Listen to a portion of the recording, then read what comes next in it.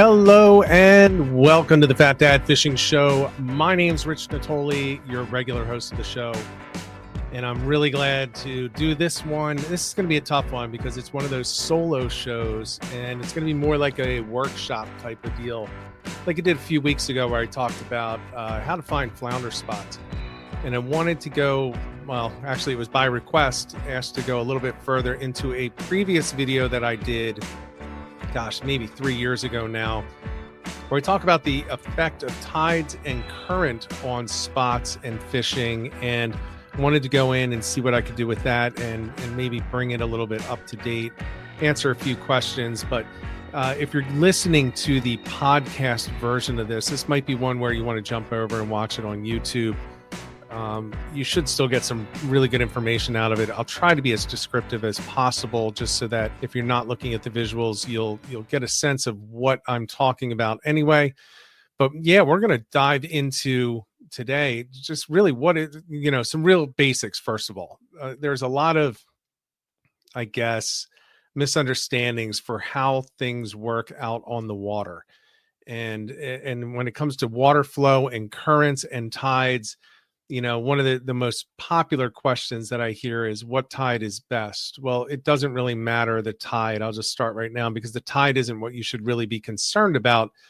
For the most part, it's not the tide, it's actually the currents. And the currents are impacted by a lot of things. Tide is certainly one of them, the tidal flow when you're talking salt water. But there's also the wind and the moon. There's a lot that goes into it. So consider this a little bit of a basics type of a show to start off with. We'll talk about some of the terms that you should know and understand, and then we're going to dive into what it actually means when you're selecting a time to go fishing, and kind of marry that together with, now that we have all that information about the currents and the tides and the water flow, how are we going to find the spots after we have all that information, so that we kind of maximize our chances of catching these fish. Now, I want to make sure that it's clear, I'm not talking about pelagic fish. I'm talking more about the ambush predator fish. So think about a striped bass that's not on a migration. Think about weak fish, speckled trout, redfish, fluke or flounder. Those are the ones that I'm talking about.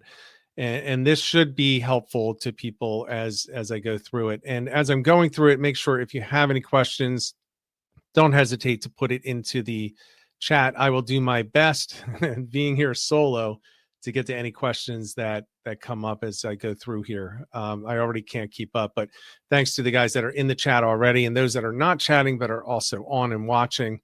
I do want to mention the sponsors of this. The first one is Great Bay Outfitters on Radio Road in Tuckerton, New Jersey.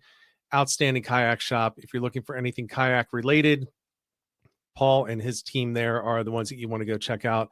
I have not made it down there yet this year, and I can't wait to. I actually may switch my next trip to be a Great Bay trip, just so that I can swing by there on the way in, and then hopefully on the way out, maybe even grab Paul and get him on the water with me. And then there is the second sponsor, which is me. So I am a realtor in southeastern Pennsylvania. I've been incredibly busy, which is one of the reasons why we weren't able to do last night, the normal Monday. I had a lot of work to do. It was also my birthday, actually. So my wife and I were going to go out to eat dinner, but I've been really busy. But with that said, I always have time for referrals. If you know anyone in the area that's looking for, buying, selling a house, or even if they're an investor, have them reach out to me. My information is at the beginning, or they can just go to richardnatoli.com. That's my website. So with that said, I am going to jump into this one and, again, ask questions in the chat, and I'm going to bring this on stage so that you can see it. We got to go over some terms, and just so that if you're watching this, as I uploaded the slides, they look kind of wonky. So just, I'm doing my best here so you can see some of these things are overlapping, but I'm going to go through some of these terms just so that you can see exactly what we're talking about here. So in this case, we're going to talk about key tide terms, because people get them wrong. And if you're going to be talking about the tides and the flows and fishing and spots, you want to really know what you're talking about and use the correct terminology. So let's just start off real quick. We'll blow through this section, but just so we're all on the same page.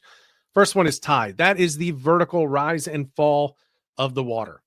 So it goes up and down. That's what it refers to, the depth of the water and how it changes over time. You have the current. This is the one that's most important to all of us. That's the horizontal flow of water, and it's typically by wind or tide.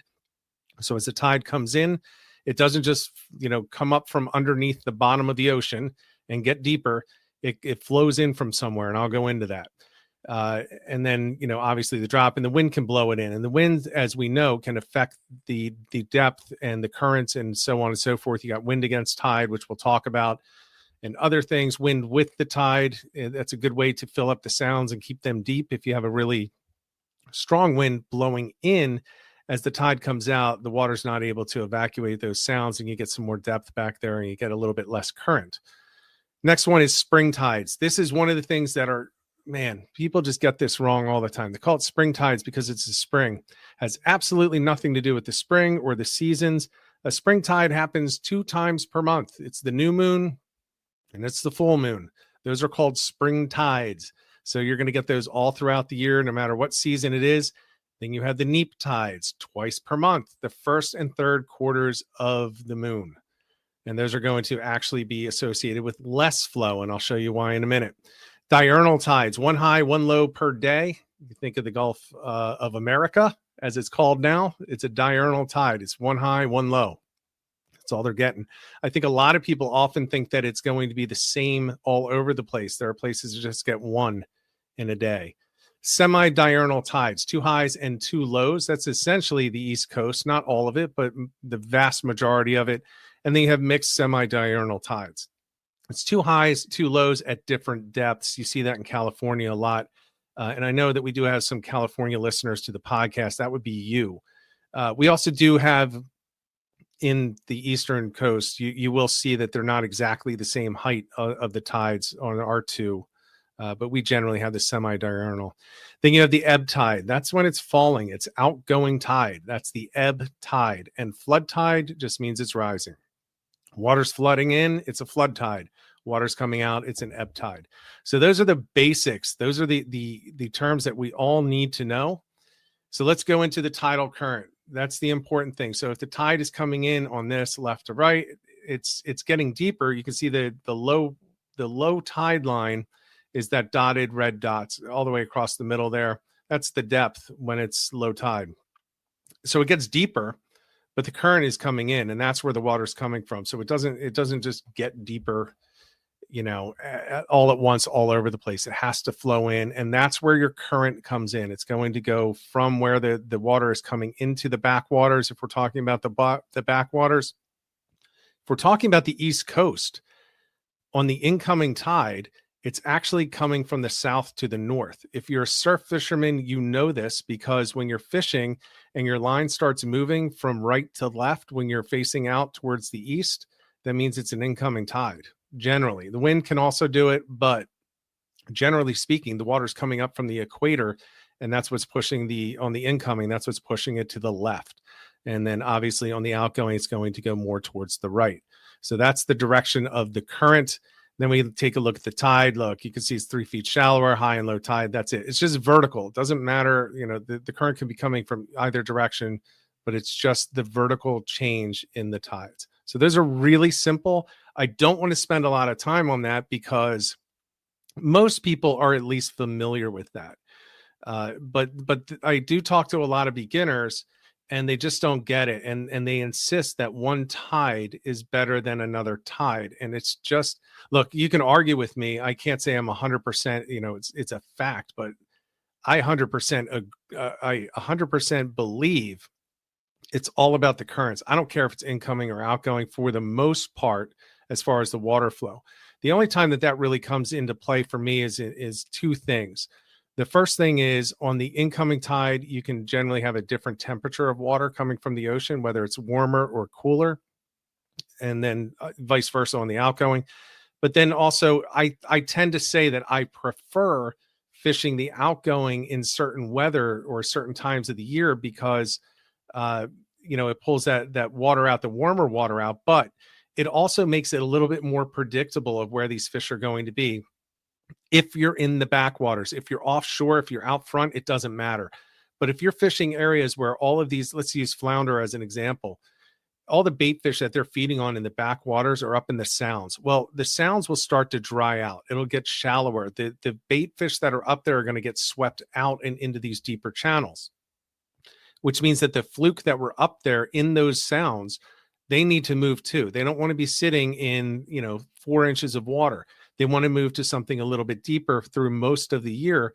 And that means that it's more predictable. You take that entire, 3 square miles of a sound, and there's not as much water in there, and it's not as good of a place for them to ambush these bait fish that are in there, or their food sources.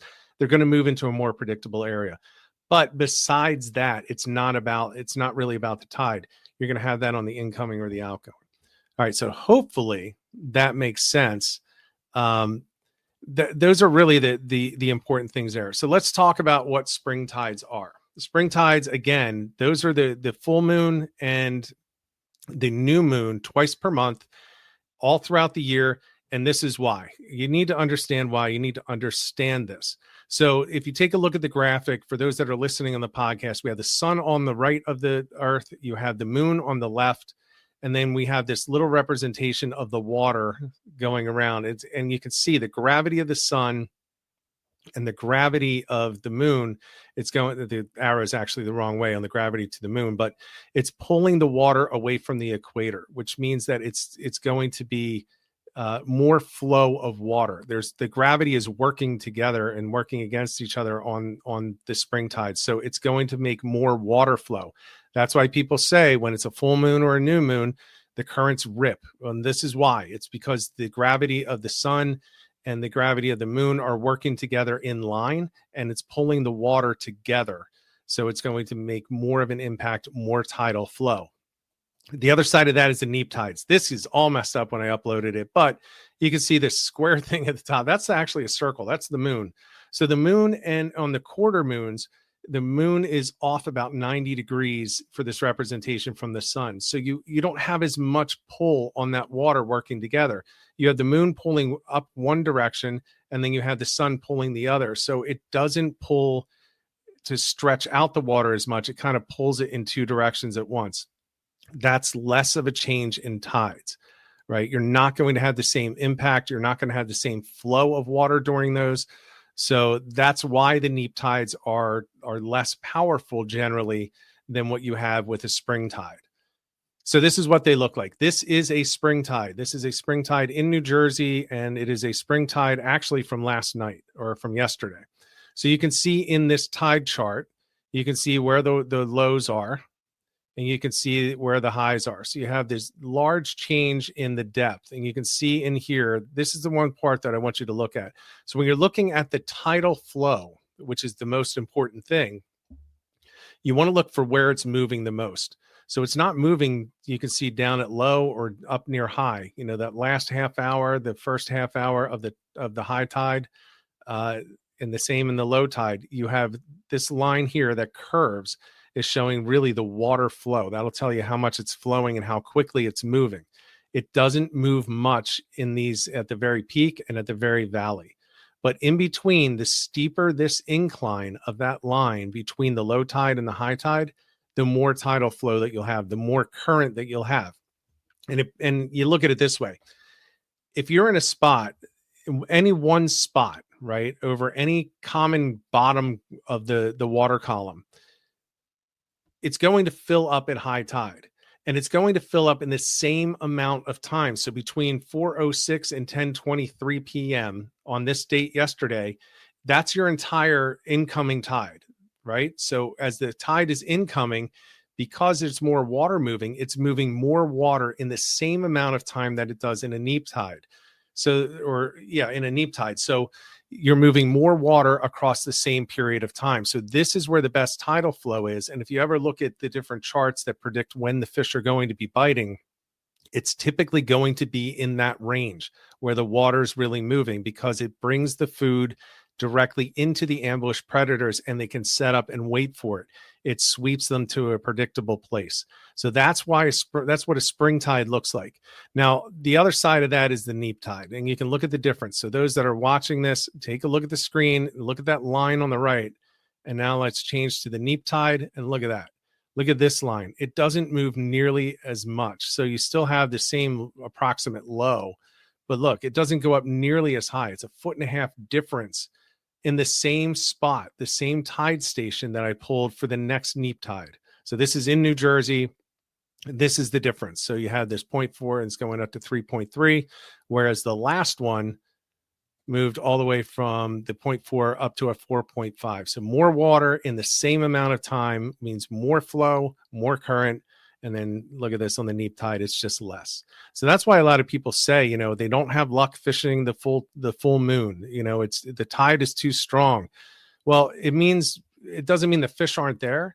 It means that you're fishing the wrong spots. If you're fishing a spot that is generally productive on the weaker flowing current times, like a neap tide, it is entirely possible, because of the amount of water coming in on a spring tide, that it's just going to blow that spot out. There's too much current. So what you typically would do when you're looking at one of those spring tides is switch the spot a little bit. So find the similar structure in the similar area, but the spot within that area is going to change. And oftentimes, especially with fluke, it's not in the middle of that channel. It's not where that water is really cranking. It's on the edges. You look for the current seams, because they don't want to fight that strong current if they don't have to get their meal. They'll sit on the side and fight less, and they'll have the bait that kicks off to the side, and that's what they'll be picking off. So that's why you have to understand the water flow and the impact that it can have on you when you're out there on the water. So that's what you're looking at. I don't want to spend a ton of time on this, because again, I think a lot of people know that, but this will help you, if you're not aware of this, to read these charts better and to pick your times to fish. If you want water flow, which you do for ambush predators, you want to avoid the valley at the bottom where there's very little water flow, and the peaks at the top where there's very little water flow. That's why, and there were previous podcasts over the years where people say, I love slack tide. Yeah, you can catch them at slack tide, but it becomes less predictable, because there's this area that you can see on the screen right now. It's not funneling bait fish anywhere. They can go anywhere at that time. It's not pushing them in any direction.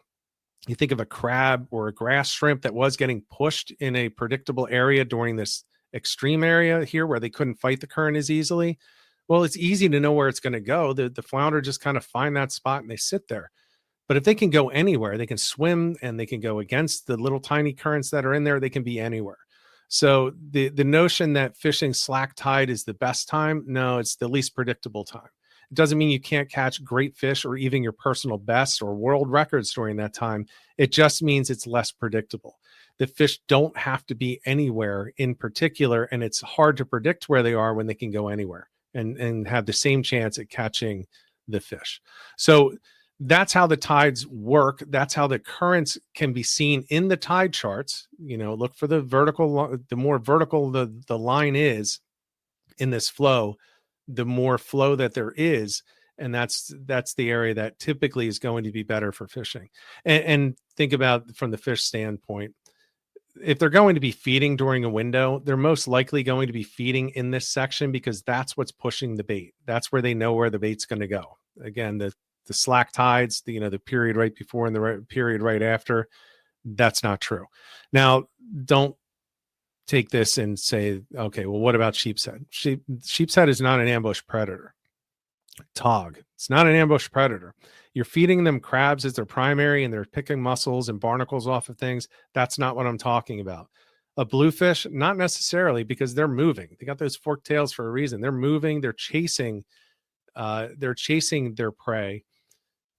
Tuna, they're chasing their prey. So this is not what I'm talking about. I'm talking about basic fish like the striped bass, talking about fluke, definitely about redfish, trout, speckled trout, and redfish, even snook. Those are the ones that you're going to want to look for in these more extreme areas. All right. So that covers that. If there are any questions, make sure you put them in there in the chat. Again, I'll do my best to find them. But let me remove this from the screen, because I think based on the comments that I got from the presentation that I did a couple of weeks ago, people want some more information on finding the spots. And Participation Trophy Fishing, who's in the chat, he did send me an email, had some really good points about positioning of boats, and I want to make sure that we kind of cover that. So boats are the same as kayaks, but it's much more difficult, generally speaking, to position a boat than it is a kayak. A kayak, you have much more control, and for boats, you have to plan. So you often hear me say that the boat captains get lazy. They'll find a spot. So take a look at this inlet here. They'll find a spot, right?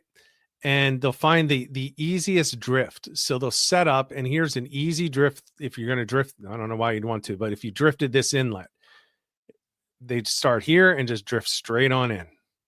That's great. And it's really not, there's nothing going on the bottom here. These are all the contour lines, but look at the depth. The depth isn't changing. It's 21.5 feet all along this middle section.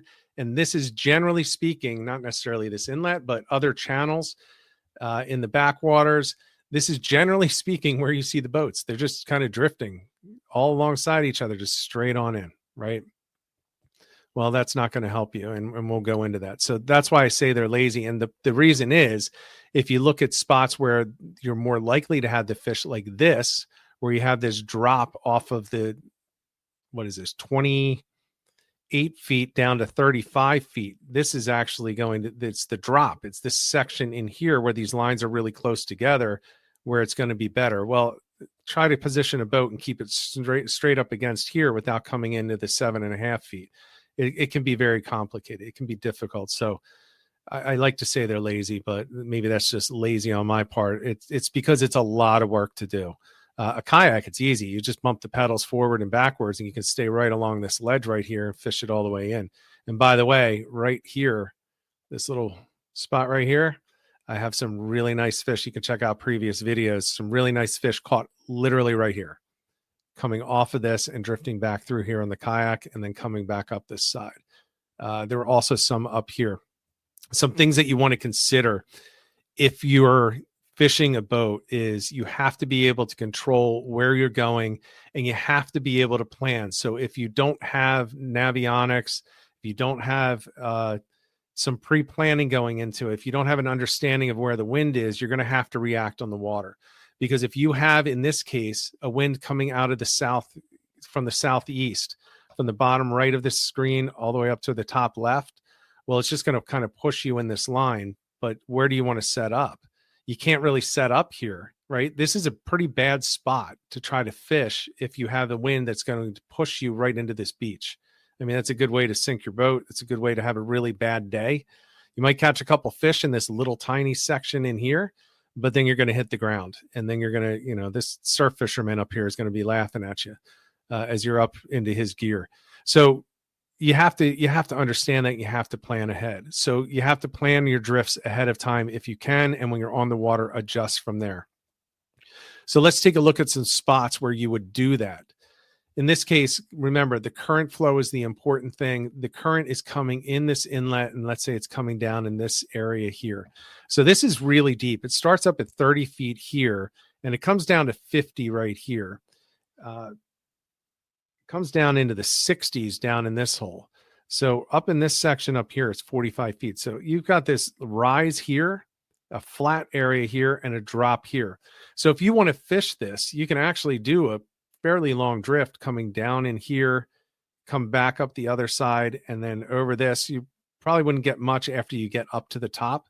But then as you drop down in here, you can do it again over on this side of the hole. But what if you have a south wind? It's coming straight from the bottom to the top. That's a really tough drift. The current's coming from right to left as it comes in the inlet, but you have a south wind that's going to push you up in this direction. So you're going to have to adjust your approach to this and not start up in here. You're going to have to come down here, and maybe you come all the way down to where it's 21.5 feet here, and you let the current take you up towards the left and the wind take you up towards the top. So now you're going to take this drop on this side. You're going to drop down from 35 to 43 to 50, and you're going to come back up this side. So your drift, you can't do that drift that we already talked about. The wind is going to force you to come in this direction. So you have to be able to change. 99% of boaters will never change. They will just sit here and try to drift here, and they'll start up here, try to get their long drift, and they end up turning this way. And now they're back up in this section. Well, if you take a look at this, there's not while it's dropping, these lines are far apart. These are 1 foot increments in depth. So it's only changing 1 foot over this entire distance, 3-4 feet over this distance. That's a long way to drift the boat for not much change in depth. But if you look over here, it goes from 43 to 50 in half that distance. So you've got a 7 foot drop in about half the distance. Well, most boats are going to set up here. They're going to try to get through these holes. They're going to try to drift with the current, and the wind is going to pull them up here. And they fished literally nothing good. It's just flat. It's just all flat through here. And then they're going to pick up because now they're in their 20-foot range. And you get a little bit of a incline here, but most people will come up through here and they say, yeah, you know what? We've caught shorts all day. Yeah, because the big fish are sitting down here and all the little fish are set up in this kind of wasteland up here. So they're kind of missing that. So you'd want to start down here, let the wind push you up, and let the current pull you left, and then you should be able to get this drop, and then you can get this rise over here. But it's all about short drifts in that case, right? You got to make sure that you're in the right spot, and you're going to have to work. If it's a windy day, it's a working day. You're just going to have to be on the pedals if you're in a kayak. You're going to have to be on the trolling. If you have a trolling motor, all the better for you. If you don't, get a drift sock. That'll help you as well in some circumstances. Let's say it's a really stiff south wind and it's really pushing you up and the current just isn't pulling you enough across. So all your drifts are straight from the bottom to the top. And with just a very slight move to the left, throw the drift sock out there. It'll pull this direction even harder, and it'll try to keep you going at least with the current a little bit more. And we do know it is important to go with the current. These ambush predators are facing generally into the current looking for the food that's coming towards them. That's why they're ambush predators. They set up there because they know that's where the food's going to come from. Well, if they're set up looking up current and you're coming too far from, almost behind them to go straight up from the bottom to the top, it's not a natural presentation.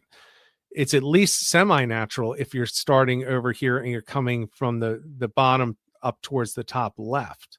Right. So you get it. At least you're coming somewhat with the current. You're just going across it a little bit, but you're still going with the current. And that's where a drift sock would come in. If you don't have a drift sock, use a cooler. Just make sure it has a really good handle or else you're going to lose that cooler. But tie it off, throw it out there, let it get under the water, and then it'll pick up that current and it'll pull you down there. If you have a larger boat, 2 drift socks, and you can position your boat with that as well. You can put it on the spring line cleat. You can put it on the back cleat. Wherever you put it, it's going to help you position the boat too. So if you have multiple people fishing, you'll be able to fish that way. You can actually fish with your back into the current if you have 2 drift socks out the front, one off of each front spring line. You could do that as well. So just keep that in mind. If it's a windy day, it's a working day for you, but there's no reason why it can't be just as productive. One of the things that was brought up by Participation Trophy was the scoping. So let's talk about that real quick. Now, John Halkias and I talked about this, and there were a couple things, and I don't necessarily have all my thoughts perfectly arranged on this, but I do know that I don't really see eye to eye with John on the entire scoping issue. I agree it's not great to scope, but to me, it just means you change your presentation. The question is, why are you scoping? Are you scoping because your boat is moving too fast? If that's the reason, well, you change your presentation. As long as you're holding bottom, you change your presentation. You think about it when you're scoping, and let me put myself on the screen here so maybe you can see me a little bit here. If you're scoping, for those that are watching, It basically means that instead of a vertical presentation of your lure, your line is now off to the side, right? So when you're jigging diagonally. So what that basically means is you're for every time you lift, every time that you jig, you're pulling it along the bottom and it's not coming off the bottom as much as when you're totally vertical. But if you're going the same speed as the current, that just means that you have to change the way that you're jigging. Now, if you're scoping because your boat is going too fast and you're going faster than the current, then yes, you can have some big problems in that case. Because it'll just look like, this food highway is coming down for the fluke or the weak fish, and they see this predictable flow of bait, and all of a sudden a NASCAR comes racing down the middle. Well, they're probably not going to pick up and chase that NASCAR. It's like if you've ever been on the Atlantic City Expressway and you see a speed trap and you're going a little too fast. Maybe you're going 75 and you slow down a little bit and you're still speeding, you're going 70. And then a car flies by you at 100. I don't know if you've ever seen this, but I have seen it. The cops pull out and they pull over the guy doing 70 because it's not worth the energy and the time to go chasing that guy that just flew by in the Porsche going like 100 miles an hour. They just don't do it all the time. Well, think about a fluke or think about a weak fish. They're expending calories to turn around and chase that. Why would they chase your bait for what they perceive to be the same number of calories as the next bait that comes through at the speed of the current? It's just extra work there's no return on investment for them. So remember, they're eating to survive. They're not eating just because they like the taste of chocolate cake and there was some extra in the refrigerator. They're eating because they need those calories to survive. So they have to eat more calories than they expend every time they go after some prey. So that can be a real big concern. And I think that's what John is typically referring to when he talks about scoping. And I do know that a lot of people talk about it incorrectly from my perspective. I think that if you're just scoping, that's not an issue if you're bringing it in with the current. And a good example of that is what a lot of people don't do in the Northeast and the Mid-Atlantic is they don't fan cast or cast out for flounder. They won't cast. They'll just drop it straight down and they'll only do it in depths that are great enough for them to do it. Well, you miss out on a lot of fluke if you won't go up into the shallows. And if your boat can't reach there, but you can get close enough to cast, then you don't have an excuse. You can still do it. And they will at times be up in those 3-foot channels if it's 2 feet around them. That 1 foot difference in depth can be all the difference because that's the channel through the flats. So you can fish those. Well, go back to the scoping. When you toss out that bucktail and you launch it out 50 yards, you're scoping the entire way in. You're scoping. You have to be. That's what it is when you're retrieving. And you just have to change the way that you're retrieving. You have to change your jigs. Maybe they're a little softer. Maybe they're a little bit more powerful to get it up off the ground and skipping over the bottom. But from the standpoint of scoping, you have to understand why. Figure it out. And one of the best ways to do it is if you find yourself scoping, grab, a heavy bucktail. Well, first of all, the bucktail that you have on there and just drop it. Let's say you're in 30 feet of water, drop it 20 feet and see which direction it goes and how far. And if it's going, if it's just scoping a little bit out and you drop it to the bottom and it goes really far, well, maybe you just have a weight that's too heavy and you're dragging the bottom too much. And then you can just keep switching out your bucktails and your weights until you get it proper. But if you're at a good drift speed and you're drifting your bait that's not on the bottom and it's vertical, you are drifting the same speed as the current on the bottom. And keep in mind, currents on the bottom can be totally different than the currents at the top.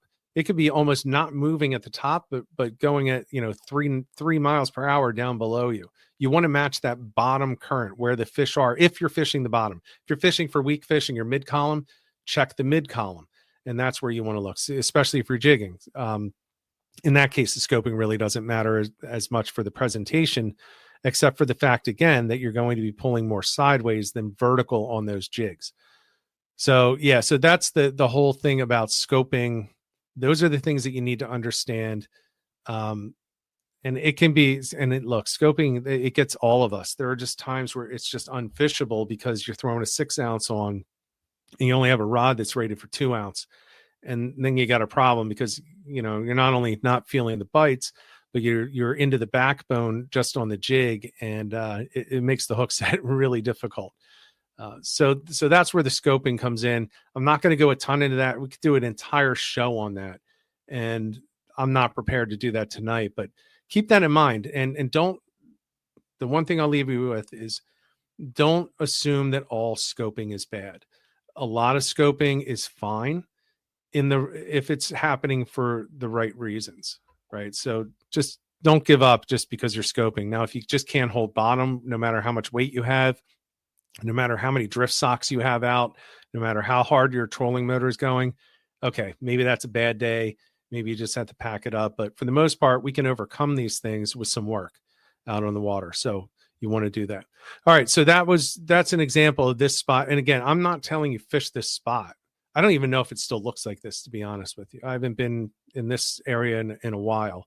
But I just thought that, this inlet, famous inlet, it has a lot of different changes. And I can give a lot of different examples of how to find fish, where the currents are going to go and where the fish are likely going to be based on those currents. And this is just an obvious one to do because you've got this drop here, but this is really the good one. Once the fish transition deep, when you're down at, this looks like 69 feet right down in here. Let me blow this up for you. It's 69 feet down in this section here. You can really, look at the depth change, 45 to 69. That's a pretty significant drop, especially right here where the lines are closer together. So look for that on these charts. Get the 1 foot increments and find where these lines are closest together. That's your most severe changes in depth. That's where you want to fish. We can go through here and point out all the places I wouldn't fish. I wouldn't fish anywhere in here. This is nothing. This is flat. Yeah, there's some undulations in there, but there's really no current changes. There's no current breaks in there. You're going to have current breaks in here. You're going to probably have eddies. If you come up to this section, this is one that I did want to talk about. Again, the current coming in from right to left in through here. It's going to come over this section up here, and it's going to drop down these little shelves. So you can see, 20 feet, but it doesn't even matter the depth. It's coming from shallow and it's dropping, right? And what is it? 9 feet up here. And then look how fast it gets down to 28 once you get out here. So this is all flat, basically. And then it's going to drop off here. So if the current's coming in this direction from right to left, it's going to come through here. It's going to kick off of this, and you got an eddy back in here. The closer you get to these numbers because of the distance, the more of an eddy that you're going to have. So you're going to have a nice eddy in here. So think about the spring tide when that current's really flowing and they need to get a little bit of a break from that current. Well, any bait fish that is swept around here is likely going to spin back around and through here. So if you're a 25-inch fluke, aren't you sitting right here? And if there are 16 inchers in the way, aren't you pushing them out? This is the spot that you want to be. There's another one. This just kind of steps down. There's another one right here. The difference is once you get down here, again, you have to look at the current flow. It's coming up and around and in, right? So it's coming in this direction. It's not coming up here and taking a hard left. So you're going to have less current back here. So the further you get back here, the less current flow you're going to have. Your best current flow is going to be up here. The other indication of that is when you have this depth, that's typically the strong currents have bored this out over time, and that's where you're going to be, right? And so this is probably the best area that you're going to look at right in here if you're not coming up towards this hole and taking advantage of this drop. This is pretty good when you think coming through because it's going to come around here and it's all going to flow down here and it's going to kind of hit this wall. Right. So if it comes in this way and it hits this wall, it's going to spin it up a little bit in this direction, unless it's coming straight in this way. Then it's just going to come down one side and up the other. So that's how you would break down that type of spot. Again, take advantage of the wind and the tools that you have available to you, whether it's drift sock or a cooler, whatever it is, a trolling motor, ideally. And you can work your way through here and you can work every one of these sides. And there's multiple spots in here. This whole thing is not a spot, but there are little spots in here that you can fish. This down here, that 29, where this 29 is, this is a spot. This is an area, right? So you can't say I fished off of the lighthouse. Okay, that's great.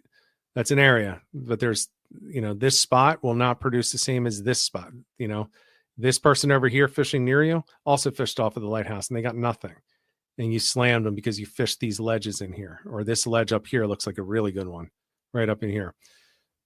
All right, so this is something that I would consider. Now, if you want to go further in the back, I haven't looked in this. I don't know how it's changed since I've been there. Yeah, this is an interesting spot up here. You got the same thing. You got the currents coming in here, and look at this. It's not as deep. You have this 11-foot drop here, but you have these little shelves. So you have this off of this island. I've done well, and actually this looks like a decent area back in here because you have the 11-foot, and you have this little bump out in here. You're not going to be as stuck at the mercy of the currents with this little thing here. So you're going to have a fish sitting back there. It's going to have a little bit less resistance in the water when it's just trying to, when it's trying to maintain its spot. It's not fighting as hard. It's not burning as many calories. And that's an important thing. That's very important for them.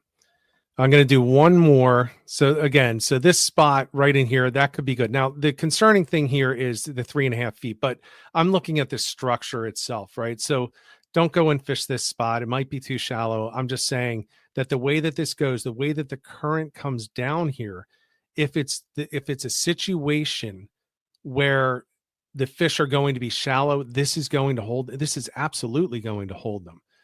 We come further down, I think there's one more spot, if I remember correctly. We can come back near these docks, and we've got 5.5, 8 feet, 5.5, 8 feet. These docks, this dock looks like it could be good right in here. You can see where it comes from the 11, and if the current's coming down through here, it gets real shallow real quick, but look how it sticks out. So you've got a little bit of an indentation in here, a little bit of a buckle near that dock. Behind these pilings may be good because it's not only on the drop, but it's right off of the main flow of the current here because the main flow is interrupted by this depth change. So this first dock up here could be a good one to look at. I don't see anything on the left coming out of the marshes. That's really interesting. All of these docks look like it's pretty much a wasteland of just flat. It's just flat. It's just 4.5 feet under those docks the entire way down. So if that is actually what it is in real life, I would not be fishing those. This entire thing looks pretty bad. This looks good here. Here's a good example. Look at this dock here. And you can see on the screen. This could be a spot. The flow is now on. If it's coming down from the top left to the bottom right, because that's the only way the channel goes. Let's say it's the incoming. It's coming down in this direction. It's coming 8 feet, 8 feet. It has this little buckle up here on the previous dock, and then look at this right here. So it's very shallow up here, and it's got a 4-foot drop down to 12 feet behind there. So this current coming down here is going to fall and spill off of there. So everything that's being swept through here now is going to fall into a deeper area. Because it's deeper at the bottom of that drop, not all the time, but a lot of the time, there's going to be some type of a current break near the bottom where a fluke specifically would be able to sit behind or sit next to and take advantage of the less current flowing over them, the good eyes on the bait going through that predictable area, and they can just kind of launch out from here. So whoever owns this house should probably be fishing right in here when they're out having a beer at night. Just go to the end of the dock and just kind of drop it back in here and jig in this section in there. So that actually looks like it could be a good dock. And then down here, this is an interesting one. So if we come down to the south side of this entire area, and let me just pan it out so you can see what we're looking at. So this section right here, you can see this big change in depth. This is very shallow, and it's 5.5 feet, 4.5 feet, 5.5 drops to 14. So think about the outgoing. All this water that's back in these bays, right back in here, it's going to start moving out from right to left and then up from the bottom right to the top left. So it's going to come out up this channel. So all of this in here will start sweeping down around this corner. So you can say, okay, I'll fish anywhere in here. Yeah, but it's this spot right here, right on the property line between these two houses, where it goes from 14, it goes 5.5 down to 14 to 13.5. So it comes a little bit up right up in here. Then it's 16.5 back here. This drop right here, you going from 14 basically to 16.5 after coming out of 5. This is going to be a very predictable area for these bait fish, for anything that's getting swept out of these back bays to get out into this channel and then just get swept up in this direction. And when I say swept up, maybe it's killies, maybe it's minnows, it's just bait fish. If it is, they're swimming that way. And if they're swimming out here, they're just going to kind of go with the current, and the current's going to bring them through this predictable area. So again, this is this big area. You can say, yeah, I fished the mouth of that bay that you talked about. No, that's the area. This is the spot.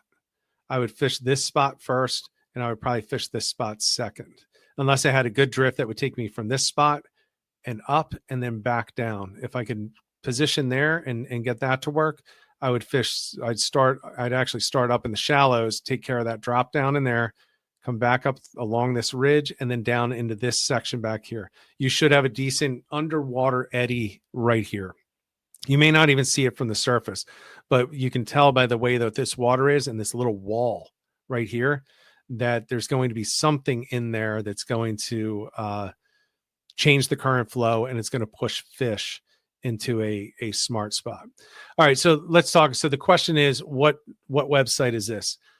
As I mentioned a couple of weeks ago, I used to use Navionics, and Garmin, in the most Garmin way possible, totally screwed it up. So I found that I wasted all of my money to renew a subscription, and they don't have these online anymore like they used to.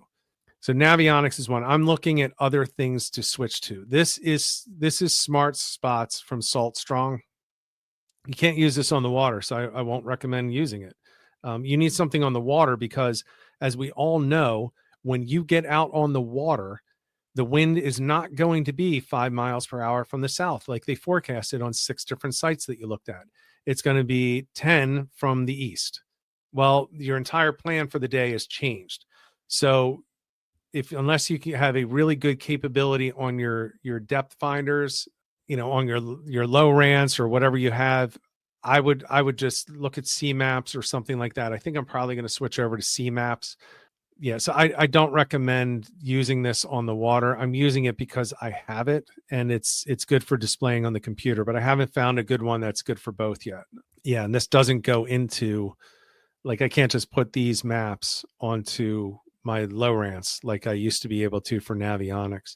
By the way, I don't know if anyone's noticed, I was out last week, and I can't tell you how much of the day Joe and I spent, according to Navionics, on dry land.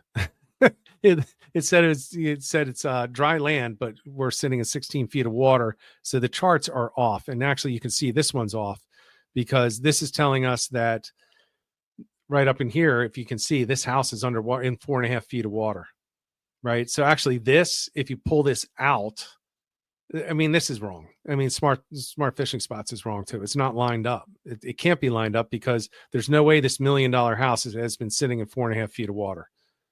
It's just not the case. So anyway, that's what this is, Smart Fishing Spots. Once I find something that I think is good for using at home for your pre-trip planning and on the water, I will absolutely let everybody know what I think is the best one. In the meantime, throw in chat, throw your recommendations to me. Rich@fatdadfishing.com. You can just send me an email there, or you can send it to my business one, which I check a lot more often. It's just richardnatoli@kw.com. I'd love to see your recommendations, but one thing that I always want to do is I want to use the same source when I'm at home planning as when I'm on the water. I don't want them to be different, because if they're different, then it's why am I doing the planning? I want to be as precise as I can in advance.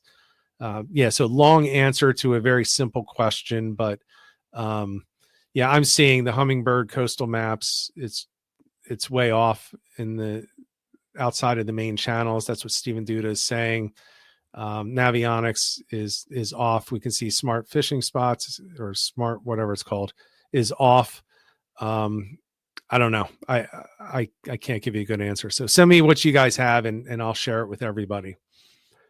All right, so that's it. That's what I was going to go through today. The important thing is understand the tides, understand the currents, and understand the impact that those have on you when you're on the water. When it's windy, you're working. When the tides are really flowing, change your spots. Again, don't fish the same spots for a neap tide that you're fishing for a spring tide, because the current flow is much different. And always remember, these fish are eating to survive. They're not eating for pleasure. I use the example of the chocolate cake. They're not looking for chocolate cake. They're looking for calories. And they're only going to go after things that are going to be providing more calories than what they're expending to go get it. So if it's a really incredibly strong current, stay out of that current. Get on the current scene where it's a little bit less of a fight for them, because that's where they want to be.